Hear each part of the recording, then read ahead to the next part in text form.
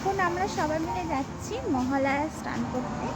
বাবা তর্পণ করে প্রতি বছর মহালয়া। আমরা ফুল ফ্যামিলি যাচ্ছি। আমরা চলে এসেছি তর্পণে। এখানে অনেক লোকজন এসছে তর্পণ করতে। আর এটা একটা ড্যাম, ভীষণ সুন্দর লাগছে, পুরো শান্ত পরিবেশ, ফাঁকা জায়গা, ভীষণ ভালো। এটা পুরুলিয়া। বোঝা যাবে যে দুর্গাপুজো এসে গেছে, চারিদিকে কাশফুল ভরে গেছে। এই দেখুন, বাবা যাচ্ছে তর্পণ করতে, মানে স্নান করতে মহালয়া। আর এই হচ্ছে ড্যামটা, অপূর্ব ড্যামটা।